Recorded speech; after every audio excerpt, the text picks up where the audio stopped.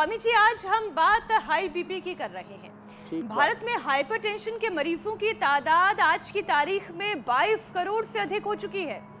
जहां आप हैं यानी कि सिंगापुर में, वहां पर भी हर 3 में से एक शख्स का बीपी हाई रहता है। ऐसे में किसी का ब्लड प्रेशर ना बिगड़े, इसके लिए योगाभ्यास की शुरुआत तो आपने बता ही दी है, लेकिन जिनका बीपी हाई हो जाता है वो कौन कौन से अभ्यास करें, कैसे अपने दिन की शुरुआत करें, वो हैप्पी हार्मोन कैसे जनरेट करें, जो आज हम शुरू में कह रहे थे कि कभी कभी जादू की झप्पी दे देनी चाहिए, अगला भी खुश आप भी खुश। तो स्वामी जी, योगाभ्यास के साथ साथ ये ज्ञानवर्धन भी करें, हार्मोन्स भी खुश, हार्मोन्स भी खुश। कौन से थे? ऑक्सीटोसिन। ये बहुत जरूरी है। एक तो 10 बार सूर्य नमस्कार का हमने सबको नियम दिलवा रखा है, ये 10 बार सूर्य नमस्कार करें और सुबह की शुरुआत प्रसन्नता के साथ करें। कुछ लोग ऐसे ही आँख मसलते हुए से उठेंगे, लुढ़कते पुढ़कते से, और फिर उसके बाद अपनी दिन की शुरुआत करें। ऐसे नहीं, खुशी से, प्रसन्नता से। प्रभु ने मुझे मनुष्य का जन्म दिया है, सूर्य नमस्कार तो करना ही है। सोच आदि से निवृत्त होकर के ये जॉगिंग की 2 पोज हमने सबके लिए कंपलसरी कर दिए हैं, ये भी सबको करना है। इसके साथ साथ ये भी 2 अभ्यास, शीर्षासन सर्वांगासन नहीं करना, प्रसन्नता के साथ दिन की शुरुआत करें। माता भूमि ही पुत्रो हम पृथिव्याः। मैं भारत माता के अमर यशस्वी वीर संतान हूँ, दिव्य संतान हूँ। मैं ऋषि ऋषिकाओं का वंशधर हूँ, मैं भगवान का अंश हूँ, मैं अपने महान पूर्वजों का वंशधर हूँ।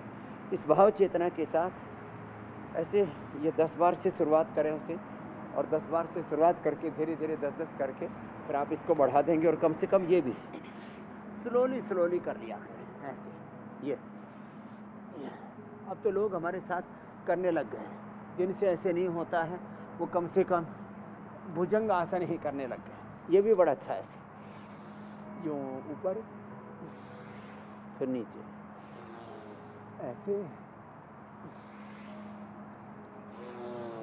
ऐसे 10-20 बार से शुरू करके अब तो 100 का टारगेट हमने फिक्स कर दिया लोगों का। लोग तो अब 2.5 मिनट में 100 बार तो 60 पार करके करने वाले भी करने लग गए, 60-70 वाले भी। ऐसे करें, बीच में थक जाए तो ये मकरासन कर लिया करें। ऐसे कितने अच्छे अभ्यास हैं ये। तो प्रसन्नता के साथ सुबह की शुरुआत करें, धरती माता को, माता पिता को प्रणाम किया करें, पूरी प्रकृति, पूरे अस्तित्व के प्रति कृतज्ञता का भाव एक बहुत ऊंचा तत्व है। मैंने सैकड़ों बार इस बात को कहा है। सारी सृष्टि, सारी समष्टि, पेड़ पौधे, वनस्पतियाँ, धरती, गगन, पवन, जल, थल, आकाश, सब हमारे लिए कार्य कर रहे हैं। तब जब सारी सृष्टि हमारे लिए कार्य कर रही है, हमें जीवन दे रही है, हमें अन्न, औषधियाँ, फल फूल दे रही हैं, समृद्धि दे रही है, सुख दे रही है, तो जब सारा अस्तित्व हमारे लिए काम कर रहा है तो हमारा व्यक्तित्व भी इस पूरे अस्तित्व के लिए, समष्टि के लिए होना चाहिए। ये भाव जीवन में हमेशा रखेंगे ना, तो जीवन में बहुत उदारता आएगी, जीवन में बहुत प्रसन्नता आएगी, संतुष्टि। ये ही सबसे बड़ा तत्व है जीवन का। इसमें कोई दो राय नहीं है। 10-10 बार करके ऐसे करना है, और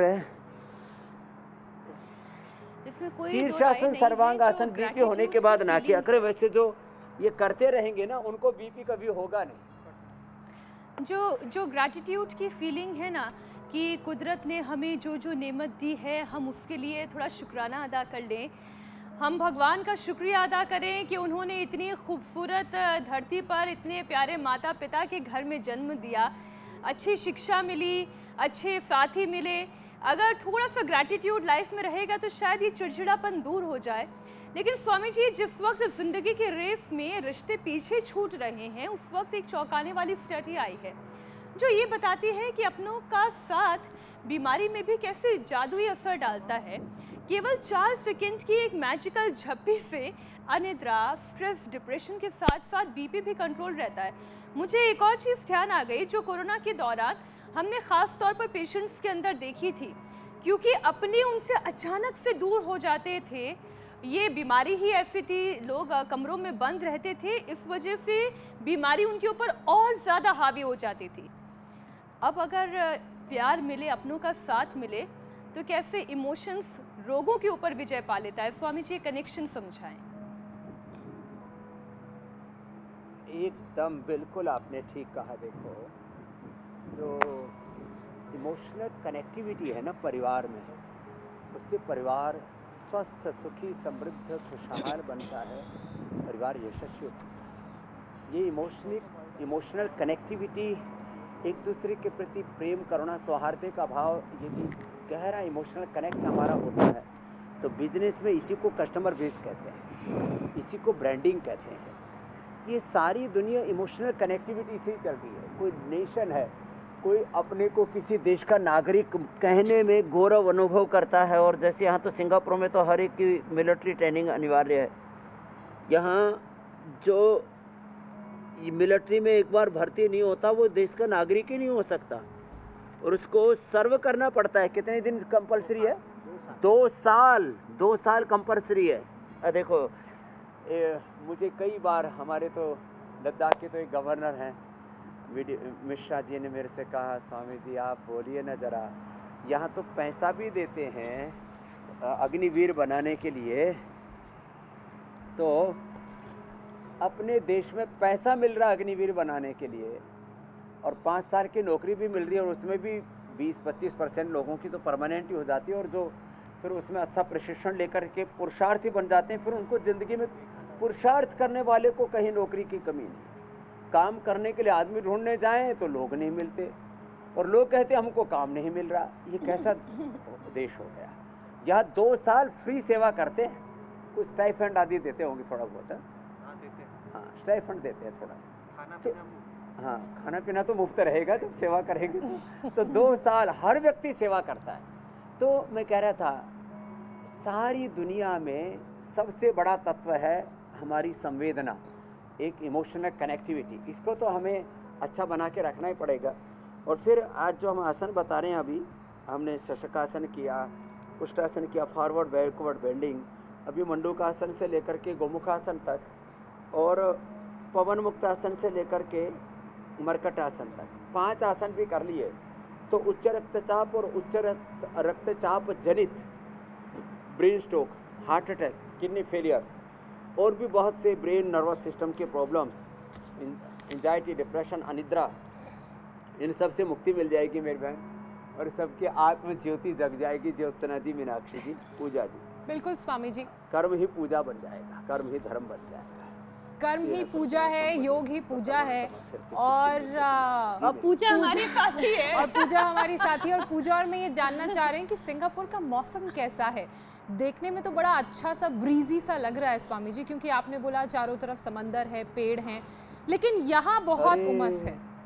इतनी अच्छी हवा चल रही है, और ऐसा लग रहा है कि मैं कहीं हिमालय में आ गया हूँ।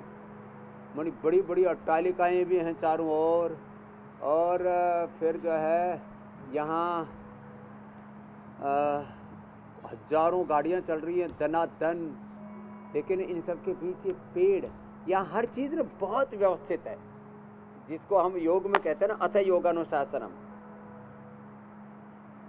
स्वामी जी, इसलिए डिसिप्लिन का या एक सोसाइटी का यहाँ एक बहुत अच्छा शब्द बोल रहा हूँ, controlled democracy. Controlled democracy, controlled environment. पेड़ पौधों को भी यहाँ नियंत्रण में रखते हैं, पंछी भी इनकी बिना मर्जी के यहाँ बैठ नहीं सकते, और बीट तो कतई नहीं कर सकते